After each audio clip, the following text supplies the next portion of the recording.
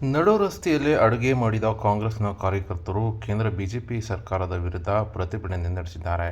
ಇನ್ನು ಎಲ್ಪಿಜಿ ಬೆಲೆ ಏರಿಕೆ ಖಂಡಿಸಿ ಚಿತ್ರದುರ್ಗದಲ್ಲಿಂದು ಜಿಲ್ಲಾ ಕಾಂಗ್ರೆಸ್ನ ವತಿಯಿಂದ ಪ್ರತಿಭಟನೆ ಹಮ್ಮಿಕೊಳ್ಳಲಾಗಿತ್ತು. ಬುಧವಾರ ಬೆಳಗ್ಗೆ 11:30ಕ್ಕೆ ಜಿಲ್ಲಾ ಕಾಂಗ್ರೆಸ್ ಕಚೇರಿ ಬಳಿ ಜಿಲ್ಲಾ ಕಾಂಗ್ರೆಸ್ನ ಅಧ್ಯಕ್ಷ ಎಂ.ಕೆ. ತಾಜ್‌ಪೀರ್ ನೇತೃತ್ವದಲ್ಲಿ ಪ್ರತಿಭಟನೆ ನಡೆಸಲಾಯಿತು. ಇನ್ನು ರಸ್ತೆ ಮಧ್ಯದಲ್ಲೇ ಕಟ್ಟಿಗೆ ಒಲೆ ಇಟ್ಟು ಅನ್ನ ಬೇಯಿಸಿ ಕೇಂದ್ರದ ಬಿಜೆಪಿ ಸರ್ಕಾರದ ವಿರುದ್ಧ ಪ್ರತಿಭಟನೆ ನಡೆಸಿ ಆಕ್ರೋಶ ಹೊರಹಾಕಿದ್ದಾರೆ. ಅಷ್ಟೇ ಅಲ್ಲದೆ ಎಲ್ಪಿಜಿ ಬೆಲೆ ಏರಿಕೆ ಮಾಡಿದ ಕೇಂದ್ರ ಸರ್ಕಾರ ಹಾಗೂ ಪ್ರಧಾನಿ ನರೇಂದ್ರ ಮೋದಿ ವಿರುದ್ಧ ಘೋಷಣೆಗಳನ್ನು ಕೂಗಿದ್ದಾರೆ.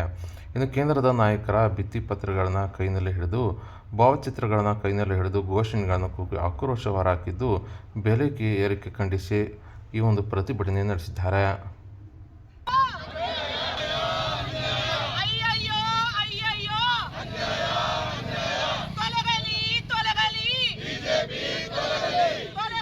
ತೊಲಗಲಿ